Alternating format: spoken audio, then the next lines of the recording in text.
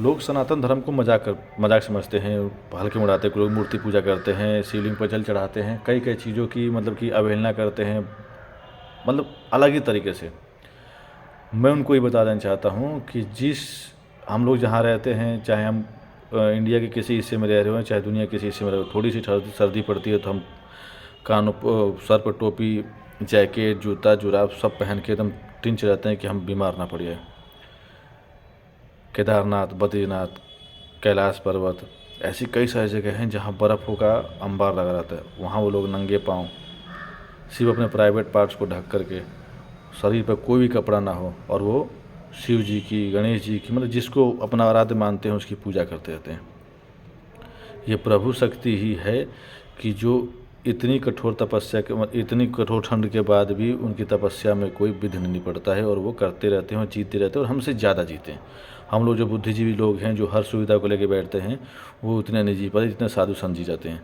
दूसरी बात, live example दिखाता हूँ प्रेमानंद महाराज जी का, कि जिनकी दोनों किडनी खराब हो चुकी लगभग 10-12 साल से, फिर भी वो जी रहे हैं, डायलिसिस में रहते हैं, सब कुछ में रहते हैं, मगर अपनी प्रभु भक्ति नहीं छोड़ते, अपने कृष्ण भक्ति नहीं छोड़ते हैं।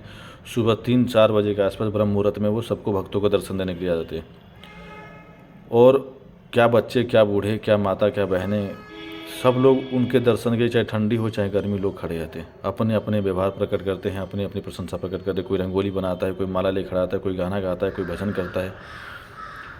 उनको ये चीज़ पता है कि मैं अगर बैठ भी जाऊंगा, मैं लेट भी जाऊंगा 10 दिन, 15 दिन, महीना भर, 6 महीने, तो उनको कोई कुछ बोलने वाला नहीं है। वो प्रवचन में 10 मिनट के लिए भी आ जाएंगे तो कोई बोलने वाला नहीं है कि हमें आप क्यों नहीं आए। बस उनके लोग दर्शन के लिए लाए रहते हैं, और फिर भी वो अपने डेली की दिनचर्या नियमता निभाते हैं। क्यों निभाते हैं? उनको पता है उनको प्रभु भक्ति करनी है, और उनका यही काम है। एक अटल सत्य है जो कभी भी नहीं मुकराया जा सकता, वो है प्रभु भक्ति। एक प्रभु ही ऐसे हैं जो देकर कभी वापस नहीं लेते। इस दुनिया में ऐसा प्रभु के बाद से माँ बाप होते हैं कि जो निस्वार्थ आपकी सेवा करते हैं, निस्वार्थ आपको पालते हैं, सब कुछ करते हैं, बढ़ाते हैं। वो अपना कभी ये नहीं सोचते हैं कि वैसे कि मुझे इसके बदले में क्या मिलेगा। तो मैं तो ये कहता हूँ कि प्रभु में विश्वास रखिए। जिसने पूरी सृष्टि बनाई वो हमारे बारे में ज़रूर कुछ अच्छा सोच के रखा होगा। कुछ बुरा हमारे साथ होता है तो वो हमारे कुछ पुण्य कर्म का फल है। ऐसा कुछ नहीं है कि उसके बारे में हमें इतने ज़्यादा प्रभु से विश्वास उठा लेना चाहिए। और सोचने वाली बात यह है कि अगर भगवान एक रास्ते बंद करता है तो 100 रास्ते खोल भी देता है। मैंने अपने ऊपर आजमाया हुआ है कि जब सारे रास्ते बंद होते हैं तो भगवान का रास्ता ही खुलता है। और हकीकत में हमारे पास तकलीफ़ें क्यों आती है? तकलीफ़ें आने का कारण यही है कि हम लोग दुख में तो याद करते, सुख में कोई याद नहीं करता है। तो हम और मांगते रहते भगवान से हमेशा कि हमें ये दे दे, हमें वो दे दे। हमें अपना सिर्फ कर्म करना चाहिए, हमें पूजा पाठ करनी चाहिए, भगवान में आस्था विश्वास रखना चाहिए, गौओं की सेवा करनी चाहिए, और देने वाला अपने आप दे देगा। उसमें कोई सोचने वाली कोई दो राय नहीं है। ऐसे कई उदाहरण संतों के हैं जिन्होंने विज्ञान को पीछे छोड़ दिया। परमान जी महाराज हो गए, अपने कहते हैं संत सियाराम महाराज थे। कहने लगे बहुत ऐसे संत हैं, बहुत ज़्यादा ऐसे संत हैं जिनकी हम सोच भी नहीं सकते, अकल्पनीय है। मतलब जो उनका कोई खड़े होकर के तपस्या करता है, कोई आज वो बैठ के तपस्या करता है, कोई कांटों पर तपस्या करता है, कोई आग में चल के तपस्या करता है, कोई मंत्र से अग्नि प्रज्वलित कर देता है। तो सनातन शक्ति तो है, जिसको नहीं मानना माने। मैंने ये महसूस किया और हमेशा ही रहेगा। पहले मैं भी सेकुलर था, मैं भी हिंदू मुस्लिम को एक मानता था कि नहीं सब भाई भाई है। मैंने बहुत सारी चीज़ें ऐसी देखी। नुपुर शर्मा के छोटे से बयान पर कन्हैयालाल का गला काट दिया गया, उस पर कुछ भी नहीं हुआ। अगर यही चीज़ें सऊदी अरब या दुबई में हुई होती, या फिर कोई इस्लामिक स्टेट में हुई होती, कोई हिंदू जाकर मुसलमान गला काट दे तो बीच चौराहे पर उसको गोली मार दी जाती या सजा मौत दी जाती। पर हमारे यहाँ ऐसा नहीं है। हम सहिष्णु लोग हैं। मतलब कहने का मतलब ये है कि हम लोग मानते हैं कि हम अहिंसा में बहुत कम विश्वास रखते हैं, अहिंसा में कम विश्वास रखते हैं। अहिंसा को मानते हैं, पर अहिंसा कब तक चलेगी? कभी न कभी तो शस्त्र उठाना पड़ता है। और जिसने भी मतलब कि हिंदू के बारे में बात किया या सनातन के बारे में बात किया, उसका मुंह बंद करा दिया गया मैक्सिमम लोगों का। किसी को मार दिया गया, किसी को डरा धमका के दबा दिया गया, किसी को परिवार के बल पर, किसी चीज़ बल पर। तो मैं तो ये कहता हूँ कि हमें अपना काम करना है, करते रहना चाहिए।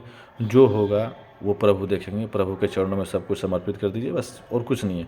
हमें सनातन को अपना के चलना है। सनातन ही हमारी संस्कृति है, और सनातन हम पैदा हिंदू हुए और मरेंगे भी हिंदू ही, चाहे उसके लिए कुछ भी हो। जो हमारे भाग्य में लिखा होगा वो हो के रहेगा, उसको कोई टाल नहीं सकता। मृत्यु अटल सत्य है।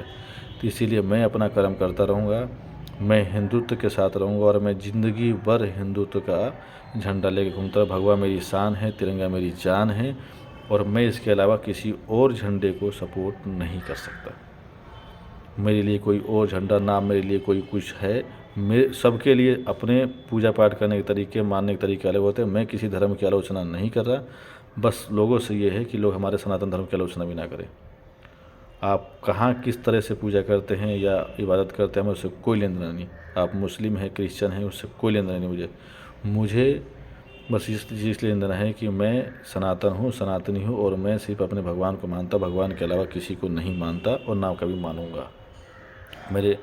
हमारे पास भगवानों को, हमारे पास पूजने के लिए कोई भगवानों की कमी नहीं है।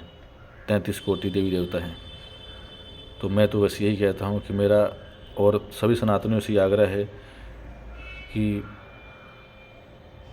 अपने इष्ट देव को, अपने प्रभु को, श्री राम को या शिव जी को, जिसको आप मानते हैं, या फिर श्री कृष्ण जी को, जिसको भी आप मानते हैं, जिसको आप आराध्य मानते हैं, उनकी पूजा करिए, उनके में लगे रहिए। प्रभु भक्ति ही मुक्ति का मार्ग है।